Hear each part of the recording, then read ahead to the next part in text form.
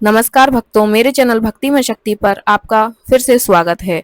तो जैसा कि आप जानते हैं कि शारदीय नवरात्र आरंभ हो चुके हैं और आज नवरात्रि का पहला दिन है और इस दिन माता के प्रथम स्वरूप शैलपुत्री माता की विधि विधान से पूजा की जाती है। घट स्थापना के बाद माता की पूजा और व्रत कथा का पाठ करने का विधान कैसा होता है, आइए जानते हैं।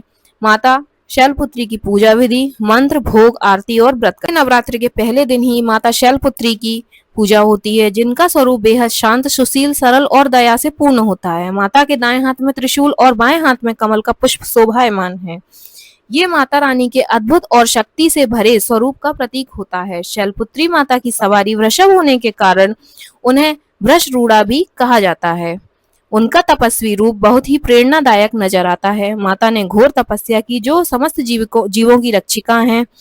नवरात्रि के पहले दिन इनकी पूजा और व्रत करने से माता विशेष रूप से कष्टों से मुक्ति दिलाती हैं। कोई भी विपत्ति पड़ने पर माता शैलपुत्री भक्तों की रक्षा करती हैं और उनकी सभी मनोकामनाएं पूर्ण कर देती हैं। माता शैलपुत्री साधक के मूल चक्र को जागृत करने में भी सहायता करती हैं। यह चक्र हमारे शरीर का एक ऐसा ऊर्जा केंद्र है जो हमें स्थिरता, सुरक्षा और मानसिक शांति दिलाता। माता की पूजन विधि का वर्णन भागवत पुराणों में भी मिलता है। शारदीय नवरात्र के पहले दिन शैलपुत्री माता की पूजा करने के लिए सबसे पहले सुबह जल्दी उठें, क्योंकि उनकी पूजा का आरंभ ब्रह्म मुहूर्त में होता है। ब्रह्म मुहूर्त में स्नान करके शुद्ध और साफ वस्त्र धारण करें। इसके बाद एक चौकी पर गंगा जल छिड़ककर उसे शुद्ध कर लें। अब माँ शैलपुत्री प्रतिमा या मूर्ति को चौकी पर स्थापित करें और पूरे परिवार के साथ विधि विधान पूर्वक कलश की स्थापना कर लें। इसके बाद माता शैलपुत्री के ध्यान मंत्र का उच्चारण करें, जो कि इस प्रकार है। ओम देवी शैलपुत्रय नमः, वंदे वांछित लाभाय चंद्रार्धकृत शेख राम भ्रशारूणाम शूलधाराम शैलपुत्रीम यशस्विनीम, या देवी सर्वभूतेषु मां शैलपुत्री रूपेण संस्थिता, नमस्तस्यै नमस्तस्यै नमस्तस्यै नमो नमः।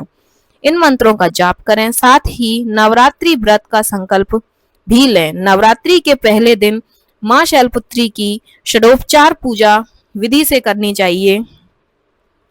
इसमें सभी दिशाओं, तीर्थों और नदियों का आह्वान करने का विधान होता है। इसके बाद मां को सफेद, पीले या लाल रंग के ताजे पुष्प अर्पित करें और कुमकुम का तिलक लगाएं। फिर माता शैलपुत्री के सामने धूप दीपक जलाएं और 5 देसी घी के दिए भी जलाएं।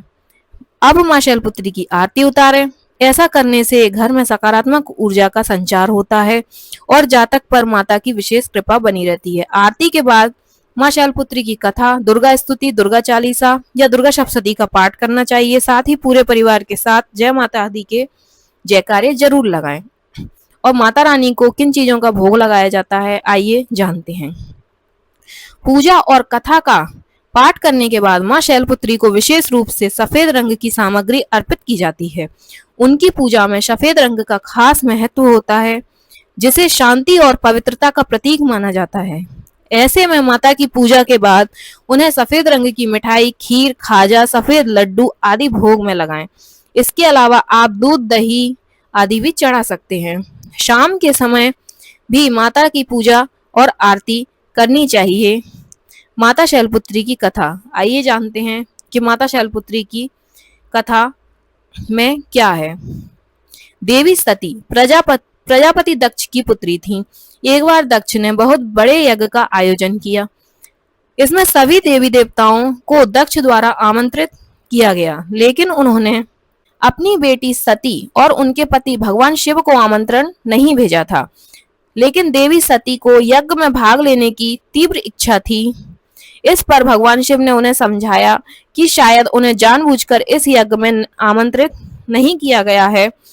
भगवान शिव ने सती को यह बात समझाने का बहुत प्रयास किया, लेकिन देवी सती अपनी जिद पर अड़ी रहीं। ऐसे में भगवान शिव ने उन्हें आखिर यज्ञ में जाने की अनुमति दे दी। देवी सती जब अपने पिता के यज्ञ में पहुंची तो उन्होंने सती के साथ दुर्व्यवहार किया। सती की माता को छोड़कर किसी ने भी उनसे सम्मान पूर्वक वार्तालाप नहीं किया और उनका मजाक उड़ाने लगे। यह अपमान सती के लिए असहनीय हो गया था। अपने पिता प्रजापति दक्ष द्वारा किए गए अपमान के चलते सती बहुत आहत हुई। जब भगवान शंकर को यह बात पता चली तो वह बहुत क्रोधित हुए और दक्ष ने भोलेनाथ का अपमान किया, जो सती को बिल्कुल पसंद नहीं आया। उस समय देवी सती ने खुद को अग्नि में जला लिया। भोलेनाथ ने क्रोधित होकर दक्ष के यज्ञ को नष्ट कर दिया।